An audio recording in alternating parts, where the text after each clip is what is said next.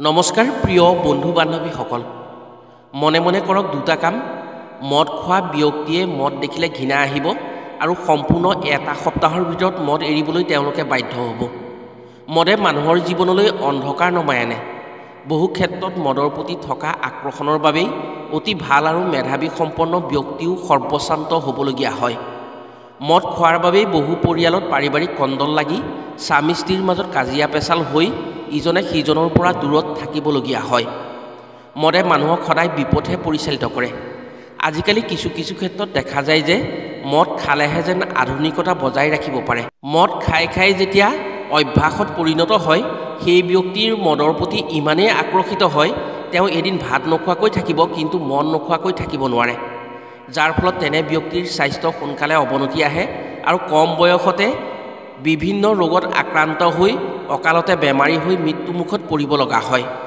মদৰ নিচাত বহুতেই নকৰিবলগীয়া ঘৃণনীয় কাৰ্য কৰি সমাজৰ বাবে বিশৃংখল সৃষ্টি কৰে এবাৰ যেতিয়া মদ জীৱনত অভ্যাসত পৰিণত হয় সোনকালে সেই মদৰ আসক্তিৰ পৰা আঁতৰি আহিব নোৱাৰে আজিৰ ভিডিঅ'ত আমি এনে তিনিটা উপায়ৰ কথা জনাম যিকেইটা যদি এটা উপায়ো আপুনি কৰিব পাৰে মদ খোৱা ব্যক্তিৰ ক্ষেত্ৰত তেওঁ এসপ্তাহৰ ভিতৰত মদৰ প্ৰতি থকা তেওঁৰ আকৰ্ষণ নাইকিয়া হ'ব লাহে লাহে মদ দেখিলে ঘৃণা ভাৱৰ সৃষ্টি হ'ব এই উপায় সম্পূৰ্ণ শুদ্ধভাৱে কৰাৰ পাছত যিমান মদৰ প্ৰতি আসক্ত থকা ব্যক্তি হ'লেও তেওঁ মদ এৰিবলৈ বাধ্য হ'ব লাহে লাহে তেওঁৰ মনলৈ মদৰ প্ৰতি বেয়া ভাৱ আহি ঘৃণা উপজিব আৰু আনে মদ খোৱা দেখিলেও তেওঁ বেয়াহে পাব আজিৰ ভিডিঅ'ত ক'বলৈ লোৱা উপায়কেইটা মদ খোৱা ব্যক্তিয়ে নজনাকৈ ঘৰৰ আন কোনো সদস্যই কৰি সেই ব্যক্তিক খুৱাব পাৰে বা গাত স্পৰ্শ কৰাব পাৰে তেনে মদ খোৱা ব্যক্তিয়ে এসপ্তাহৰ ভিতৰত মদ এৰি দিব যাৰ ফলত তেওঁ মদ খাই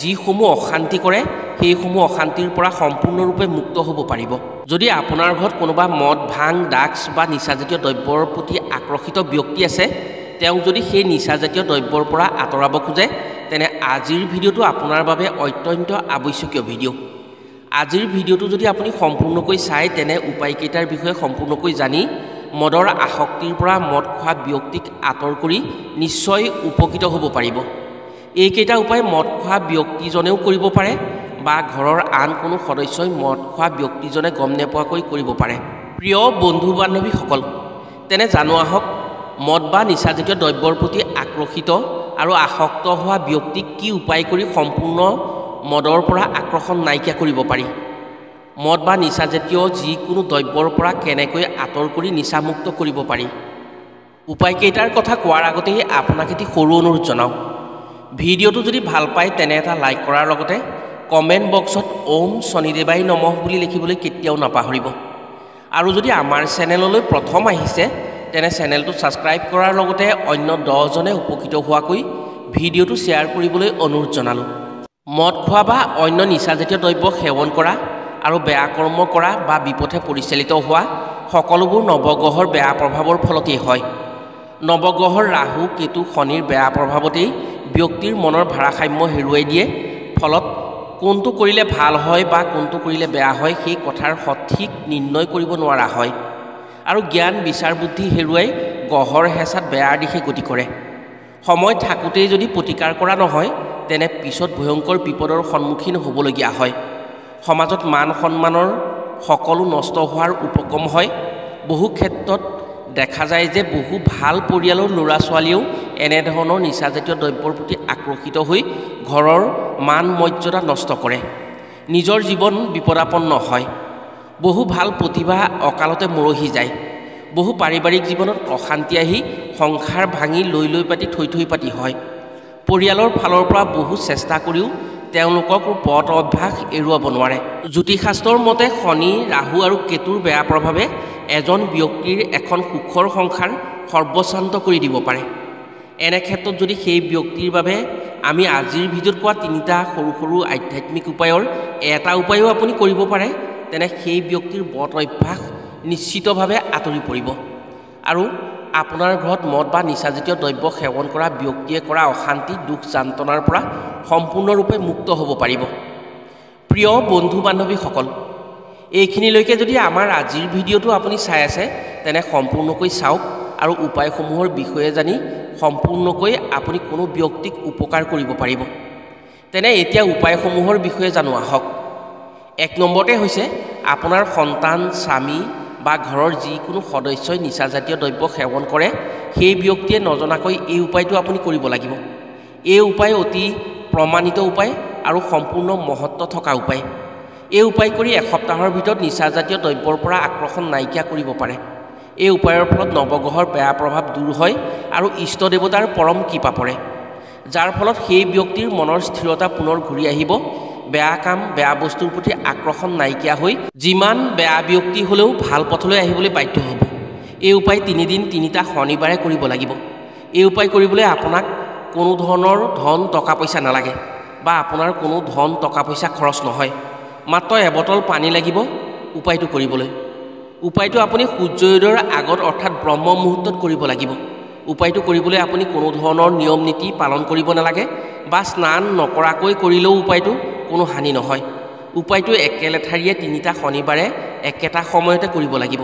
শনিবাৰে আপুনি ব্ৰহ্ম মুহূৰ্তত উঠি কোনো অকণ ওখ ঠাইত উপায়টো কৰিব। আপুনি এবটল পানী ভৰাই ল'ব। পানী বটলটোৰ মুখখন কাকটো খুলি 1 আঙুলমান পানী পেলাই দিব। ইয়াৰ পাছত আপুনি যেতিয়া ওখ ঠাইত ৰ'ব, তেতিয়া বটলটোৰ সাফৰটো খুলি লৈ পূব মুৱাকৈ থিয় হ'ব। বটলটো আপোনাৰ সন্মুখৰ ওচৰলৈ আনি আপুনি ক'ব, ওম থাম্ব অমুকাৰ মদৰ প্ৰতি আকৰ্ষণ সম্পূৰ্ণৰূপে দূৰ হ'ব লাগে। অমুকাৰ ঠাইত সেই সদস্যজন বা সেই ব্যক্তিজনৰ নামটো কৈ দিব। এটা উশাহত আপুনি এই কথাকেইটা এবাৰহে ক'ব। উশাহটো আপুনি ভিতৰলৈ টানি নিওঁতে কথাকেইটা ক'ব আৰু বাহিৰলৈ যেতিয়া উশাহটো উলিয়াই দিব, সেই বটলটোৰ মুখত উলিয়াই দিব। বটলটো একেবাৰে আপোনাৰ মুখৰ ওচৰত ল'ব, তেতিয়া বেছি সুবিধা হ'ব। যিহেতু আপুনি 3টা শনিবাৰে কৰিব, 3টা শনিবাৰে 3 সপ্তাহ কৰিব, সেয়েহে আপুনি এই শব্দকেইটা 21টা উশাহত কৰিব বা 21 বাৰ ক'ব। সেই উশাহটো 21 বাৰ সেই বটলটোত এৰি দিব। ইয়াৰ পাছত সেই বটলৰ পানীখিনি সেই ব্যক্তিক খুৱাব লাগিব। তেওঁ যদি পানী খাব বিচাৰে, তেনে আপুনি মনে মনে সেই বটলৰ পৰা পানী দিব লাগিব। একেদিনাই খালেও আপত্তি নাই বা গোটেই সপ্তাহটোৰ ভিতৰত খুৱাব পাৰিলেও আপত্তি নাই, মাথো সপ্তাহটোৰ ভিতৰত খুৱাব লাগিব। যদি তেওঁ খোৱা মদৰ লগত সেই পানীখিনি খুৱাব পাৰে, তেনে অতি উত্তম হয়। ব্ৰহ্ম মুহূৰ্তত এই উপায় কৰা পানীখিনি যদি তেওঁক খুৱাব পাৰে, তেওঁ শৰীৰত মদৰ প্ৰতি বা নিচাজাতীয় দ্ৰব্যৰ প্ৰতি লাহে লাহে ঘৃণাভাৱৰ সৃষ্টি হ'ব। 3টা শনিবাৰে একেৰাহে 3 দিন কৰিব পাৰিলে অতি উত্তম হয়। এই বটলৰ পানী আপুনি কোৱা শব্দকেইটাৰে এক আচৰিত শক্তিৰ সঞ্চাৰ হ'ব। ফলত আপুনি যেনেকৈ মদৰ আকৰ্ষণ নাইকিয়া কৰিবলৈ কৈছিল, তেনেকৈ কথাকেইটা সঁচালৈ পৰিৱৰ্তন হ'ব। আপুনি কিন্তু 3টা দিনত একেটা বটল ব্যৱহাৰ কেতিয়াও নকৰিব। প্ৰতিদিনেই বেলেগ বেলেগ বটল ল'ব। এই উপায়ৰ ফলত নৱগ্ৰহৰ শনি, ৰাহু, কেতুৰ প্ৰভাৱত যদি সেই ব্যক্তিজন মদৰ প্ৰতি আসক্ত হৈ আছিল বা বেয়া কৰ্মৰ প্ৰতি আসক্ত হৈ আছিল, তেনে সম্পূৰ্ণৰূপে মুক্ত হ'ব পাৰিব আৰু ইষ্ট দেৱতাৰ পৰম কৃপা পাব সেই ব্যক্তিয়ে। এই উপায় কৰাৰ পাছত সেই পানী খুৱাই প্ৰথম সপ্তাহতে আপুনি কিছু প্ৰমাণ পাব। 3 সপ্তাহৰ 3টা শনিবাৰে যদি এই উপায় কৰি সেই পানী খুৱাব পাৰে, আপুনি সম্পূৰ্ণ প্ৰমাণ পাব। আপুনি নিশ্চিত হ'ব পাৰে সেই ব্যক্তিয়ে কেতিয়াও মদৰ প্ৰতি আকৰ্ষিত নহয় আৰু তেওঁ মদ কেতিয়াও নাখায়। এই উপায় তান্ত্ৰিক উপায় নহয়, সম্পূৰ্ণ আধ্যাত্মিক উপায়। কৰিলে নিশ্চয় সুফল পাব। দ্বিতীয় উপায়টো হৈছে আপুনি শনিবাৰ বা মংগলবাৰে কৰিব লাগিব এই উপায়টো। এই উপায় অতি প্ৰমাণিত উপায়। যদি আপুনি প্ৰথম উপায়টো কৰিবলৈ অসুবিধা পায়, তেনে এই দ্বিতীয় উপায়টো কৰি ফলপ্ৰসূ হ'ব পাৰে।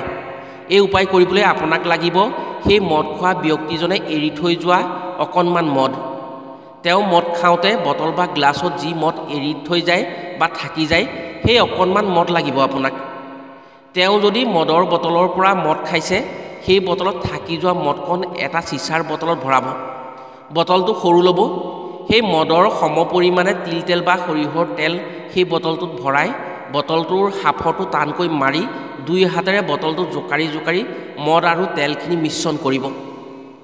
যেতিয়া আপুনি উপায়টো কৰিব, সেইদিনা যদি মংগলবাৰ হয়, তেনে হনুমানক স্মৰণ কৰি আপোনাৰ মনৰ কথা জনাব। তেওঁ যে মদ এৰিব লাগে, সেই কথাটো আপুনি বাৰে বাৰে ক'ব বটলটো জোকাৰি থাকোঁতে। যদি শনিবাৰে কৰে, তেনে শনিদেৱক স্মৰণ কৰি সেই ব্যক্তিয়ে যাতে মদ এৰিব লাগে, মদৰ প্ৰতি তেওঁৰ ঘৃণা আহে, এই কথা আপুনি মদৰ বটলটো অৰ্থাৎ মদ তেল মিশ্ৰণ বটলটো আপুনি যেতিয়া জোকাৰি থাকিব তেতিয়া কৈ থাকিব।